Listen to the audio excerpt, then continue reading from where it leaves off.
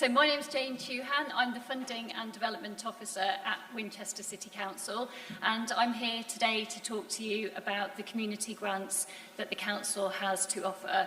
So I sit within the wider communities team in the Council, and my colleague Melissa Fletcher's also joined me here today. We look after a range of community activities within the team, but my particular focus is around community grants.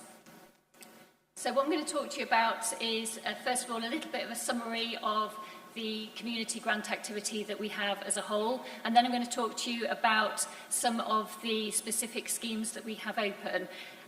Now today, as it stands, if you looked on our website, you'd see everything's listed as closed, but that's just because we're coming to the end of our financial year, and shortly, once that's wrapped up and the elections have taken place, we'll be reopening things again.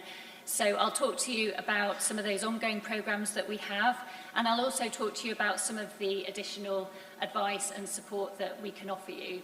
I've been working at the Council for about 2 years now in my role, but prior to doing this job, I worked as a fundraising manager for an educational charity. So whilst I've now jumped over to the other side, I can completely understand what you're going through as a fundraiser and what's important to you in terms of looking for funding. So I'm always happy to talk to people about your requirements, and I've got my details later on the side for you to be able to get in touch with any sort of advice. But I'll cover a little bit of that. I also wanted to talk to you about some top do's and don'ts in terms of applying for funding from us as a council. Everybody that you've heard talk today has talked about the specific requirements they have as funders, and likewise at the City Council we have our own requirements too.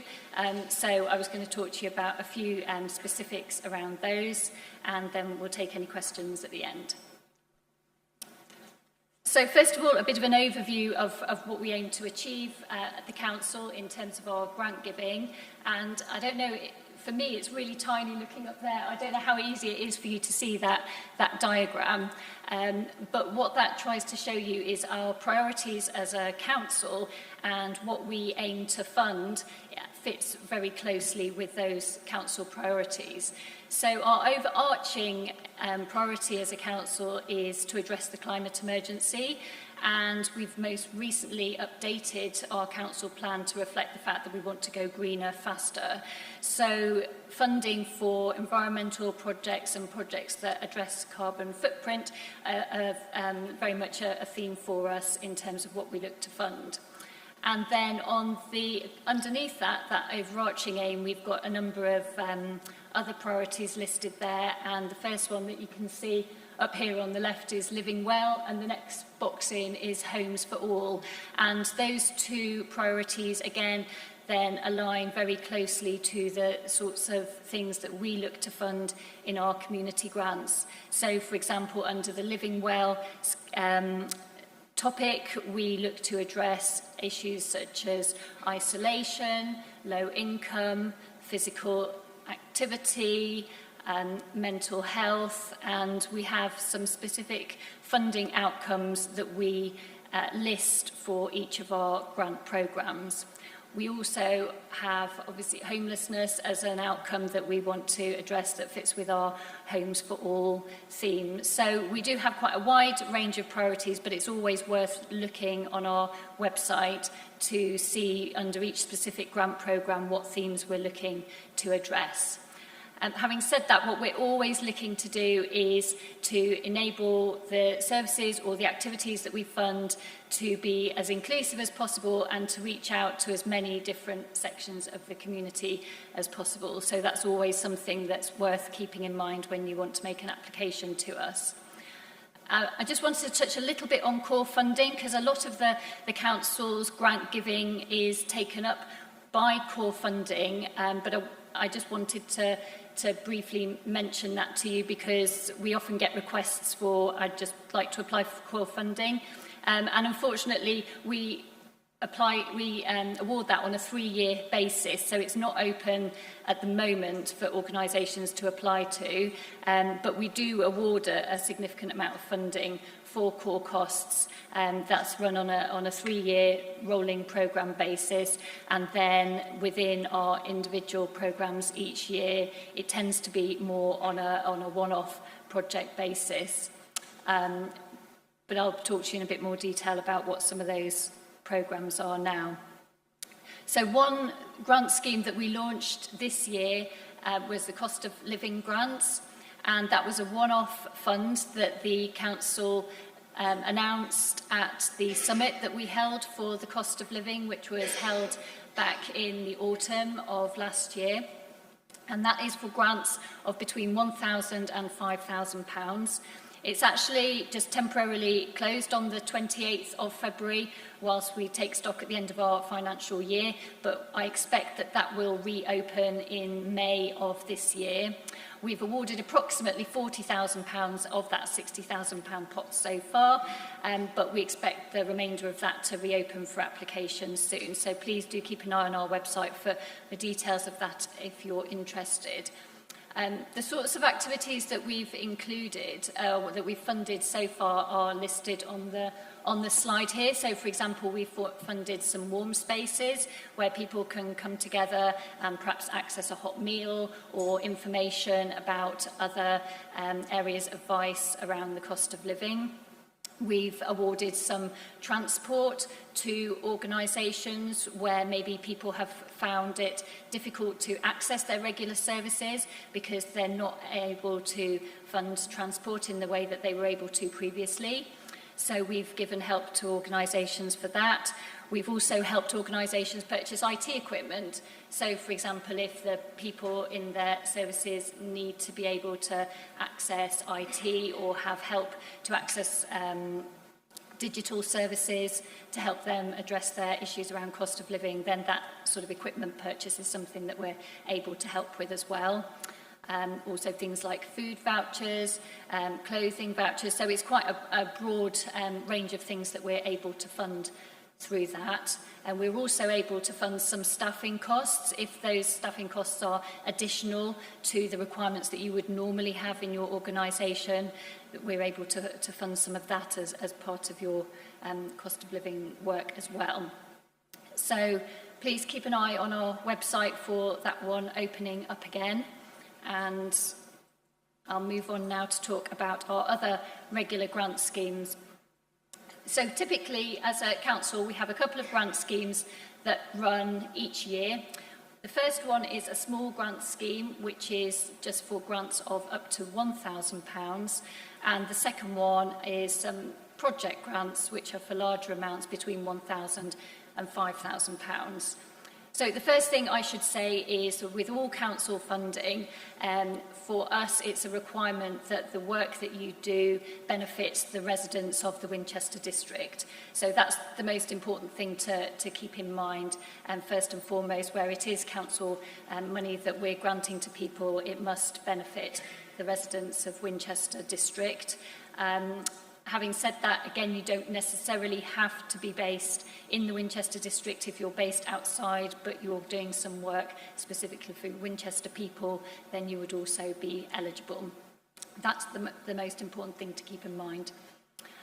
These grants are likely to open up again in May. So at the moment, again, if you look on our website, you'll be able to see details of what we've funded previously and the sorts of things that we look for in applications, but they're not currently open for applications today. In terms of the small grants, those £1,000 tend to pay for one-off pieces of equipment for groups, maybe some activity costs. Usually organisations are trying to do something a little bit different. They're maybe trying to work with a new group of people. We will fund equipment, but as long as it's not a direct like-for-like replacement. So if it's going to, maybe you need more equipment because you're working with more people, maybe you want to start up a new group, so you need to purchase something to help you do that. So that's the sort of equipment that we can fund. We can also fund activity costs, so if you need to run a workshop and you need to pay a trainer to come to that workshop, shop, then that's the kind of thing that we can fund. And in terms of the project grants, those are quite open. So we can support projects that are brand new or a pilot project. We could also support delivery of an existing project, but the only thing that we ask for that is that you provide some sort of additionality with that existing project. So perhaps you have a project and you're thinking about working with a new partner, or perhaps your project wants to reach out to a slightly different group of people. So we don't ask for everything to be brand new, but we do ask for a little bit of additionality in any existing project. We could also allow project funding to be used to match fund, and that is actually a requirement that there's a minimum usually of 25% of match funding required. But we could also allow the grant to be used towards funding for a much larger project. If that is the case, though, we ask that for example, £5,000 that we award you, if it's going to a much larger project that's costing, say, £50,000, we ask that that would complete your fundraising target, because we want to make sure that the award is going to allow your work to directly progress. So I'll move on now to some of the do's and don'ts when making an application to us, and this is really just based on the experience that I've had over the last couple of years of reviewing lots of different applications. As Councillor Becker said, our grants are actually oversubscribed and it is a competitive process, so it's really important to us that people are able to provide us with the information that we need so that we can make the best decision that we can. I would always encourage people, if they're not sure about the information that we're asking for, please do get in touch. I'll have the contact details at the end of the presentation, but myself and Stella, who works with me, are always really happy to talk to people if you're not sure about the sorts of information that we're asking for. So please do get in touch. But the number one thing that we always find trips people up is the evidence that we ask for in terms of costs. So quite often with our small grants and with our project grants, we're making an award up front, so they're not retrospective, where once we've made a decision, we pay the money to you. And for that reason, we need to have a really good understanding of how that money is going to be used. So if you're asking for money to purchase something, we ask that you send us an example of maybe a link to a website for that item that you're looking to purchase, or if you're looking to hire a trainer, then you send us maybe an email from that person that says, if I were to do the work for you, it would cost you this. But we just need some kind of evidence from you. And that's often something that people grapple with a bit. So we often get a really good, thorough list of everything that people want to spend the money on, but they don't actually give us any evidence for that. And that is something that we need. So that's the first thing that I wanted to emphasise. The other thing is, because our programmes are rolling and they tend to be the same sorts of schemes each year, I would encourage you to still look at the criteria that we publish on our website, because things do change slightly from one year to another. Sometimes we update eligibility criteria, and it's important to just look and make sure that whilst you may have been eligible last year, you need to check that you are definitely still eligible again.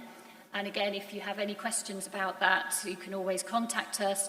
But generally, the rule is all our community grant funding is for not-for-profit organisations only. So you could be a small community group, and you don't necessarily have to be a registered charity, but we require a certain amount of information in order to demonstrate what your organisation is and how it's run. The other thing I would say is just check your numbers. So sometimes people will put in a grant request for £5,000, say, but then they only give us some evidence for a couple of £1,000s. So it's really important for us that the numbers add up and that you are really clear in your application about how much you're asking for, any other funding that you have, where that funding's come from, and make sure that the numbers add up.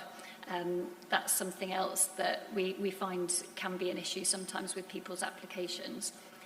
And another thing to try and be really clear on in your application is it sounds very obvious, but please tell us what you'd like the grant to do. What will the grant enable you to do as an organisation? How will it benefit people? Because often people tell us a really great story about everything that their organisation does, but for us we need to understand what will that money enable you to do? How will it benefit the people that you work with? So please try and be as clear about that as possible. That really helps us assess your application.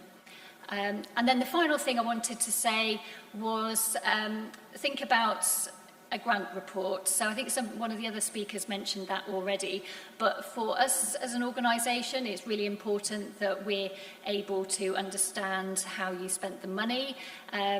We love seeing photographs from people as to activities that our funding's enabled. We really like receiving quotes from people who may have benefited from the work that you've done. So please do share that with us, because for us ultimately that's what it's all about.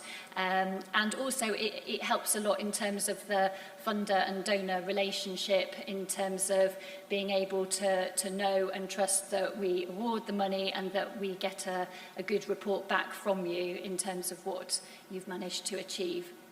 So that's another plea from me, please, in that if you do receive a grant from us, please complete a grant report.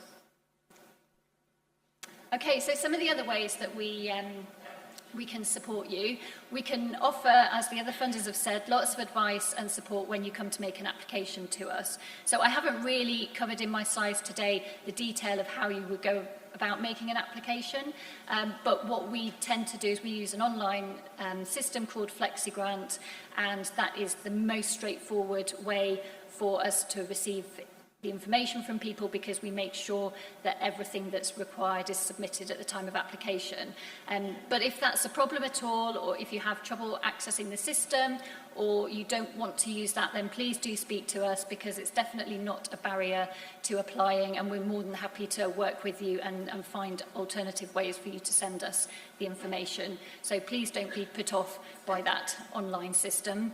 And if you have any questions at all about whether your work may be eligible, then please do talk to Stella and myself, because it's much easier to have that conversation at the beginning and help you, direct you to the appropriate funding or not, rather than you spend lots and lots of time typing information into a form only to find out that it's not really what we're looking for. So please do get in touch with us at the outset.